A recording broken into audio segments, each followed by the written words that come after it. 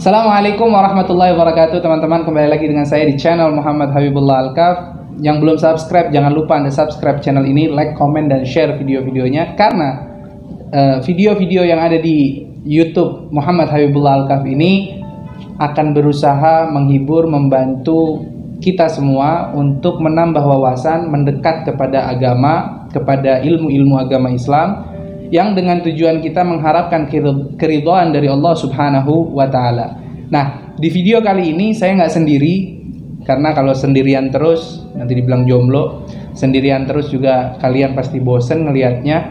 Saya berharap video ini ditonton bisa sampai selesai, siapapun yang menonton, walaupun nggak ada yang nonton juga. Di video kali ini saya ada dua teman saya, yang mana mereka itu adalah anak-anak pondok yang ada di pesantren panti asuhan Riyadul Jannah Salafiyah yang ada di Jakarta Timur. Kita pengen ngobrol-ngobrol nih sama mereka, ngilangin suntuk, bosen ya kan, di rumah aja. Kalau kita ini di pondok aja, cuman bisa ya mundar-mandir naik turun pondok aja gitu kan. Biasanya bisa keluar segala macam aktivitas, sekarang kan lagi nggak bisa, ada PSBB, ada macam-macam aturan lah untuk kita menghadapi COVID-19 ini. Nah kawan-kawan, kita pengen sharing-sharing sama teman-teman kita, mulai dari siapa sih nama-nama mereka ini, terus apa sih motivasi mereka dulunya mau mondok, kenapa nggak sekolah umum, kenapa kok malah milih untuk mondok, dan lain sebagainya. Saksikan terus teman-teman. Kali ini kita akan mulai berbicara dengan teman kita yang pertama nih, yang bernama, siapa namanya? Muhammad Jalaluddin. Muhammad Jalaluddin.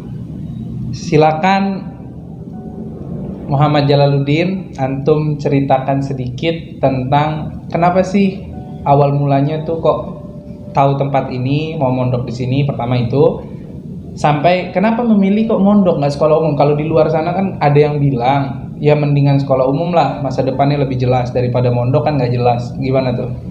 Ya, bismillahirrahmanirrahim. Karena permintaan, kenapa saya lebih memilih daripada pesantren dibanding hidup di luar, artinya memperdalam sekolah umum gitu ya.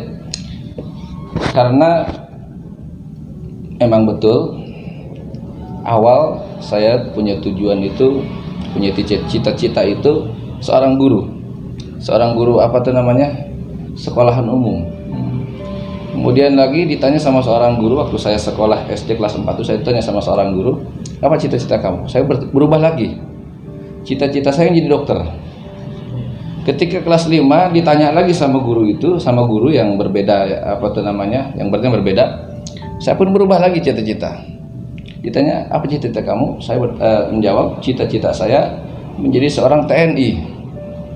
Semakin banyak perubahan-perubahan cita-cita saya itu, akhirnya ternyata yang mendorong kuat kepada batin saya adalah termotivasi oleh kakak saya yang hidup di pesantren. Kakak saya yang memotivasi saya bahwasanya cukuplah sekolah kamu tuh sampai kelas 6 SD saja. Udah banyak yang jadi guru. Ya. Coba kamu lihat penerus-penerus daripada para kiai yang di kampung, siapa sih yang akan melanjutkan mereka kalau bukan kita? Yang bicara ini adalah kakak saya yang sudah lama hidup di pesantren. Maka motivasi itu sangat tinggi buat saya. Ternyata benar juga. Selain itu, yang motivasi saya itu adalah kedua orang tua saya juga, yang mendorong saya untuk bisa hidup sebagaimana kakak saya hidup di pesantren. Nah, dari situ semakin kuatlah saya untuk bisa memasuki daripada kehidupan pesantren.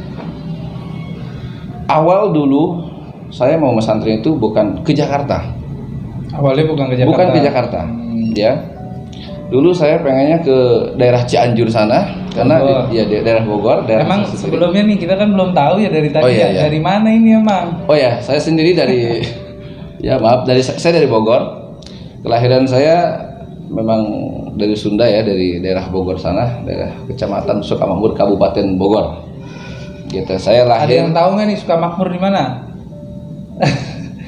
Lebih ininya di mana? Dekat Sentul kah? Iya. Di mana tuh? Dulu Sentul itu ya, saya tepatnya daerah Puncak 2. Puncak 2. Puncak 2. Ya. Kalau lagi main ke sana, mampir aja cari Ustadz Jalal. Siap. Ya. Terus? Nah, kemudian yang memotivasi saya untuk apa tuh namanya masuk ke pesantren tadi ya. Tadi saya kembali.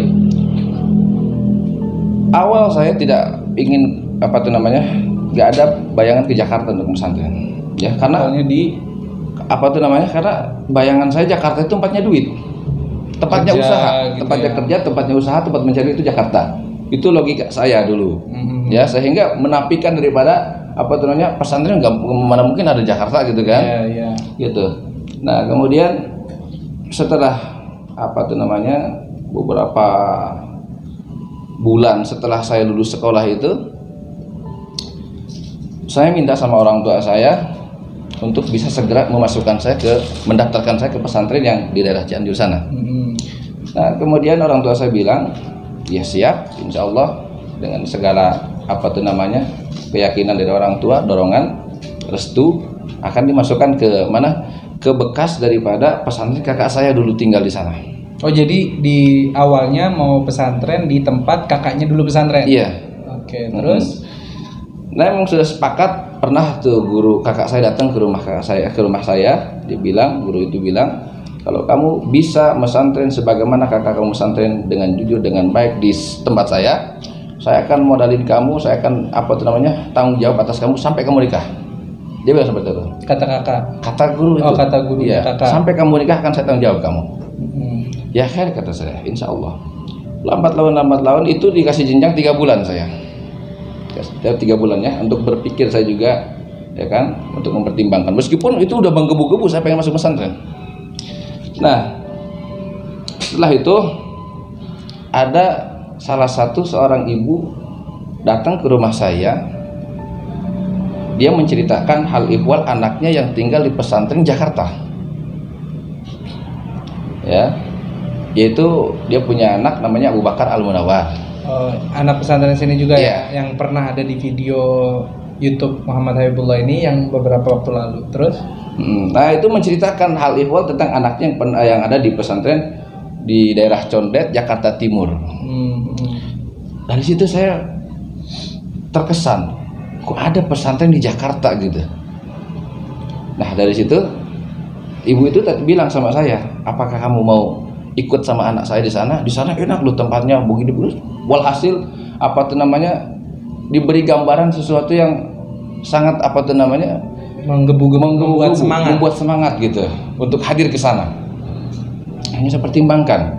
Dalam pertimbangan ini sehari 2 hari semakin hilang yang keinginan kemana saya? Ke Cianjur itu semakin hilang. Sedangkan orang tua saya sudah semakin menggebu-gebu untuk memasukkan saya ke sana. Yang awalnya menggebu-gebu saya, bukan orang tua saya. Nah, akhirnya setelah beberapa minggu kemudian orang tua saya bilang, kamu benar mau masuk ke Cianjur sana? Saya bilang, Umi, tar dulu, kayaknya ini saya lagi mempertimbangkan sampai di Jakarta. Saya bilang gitu. Terus Abah juga bilang, kalau Abah sih terserah kamu untuk mencari ilmu dimanapun sama.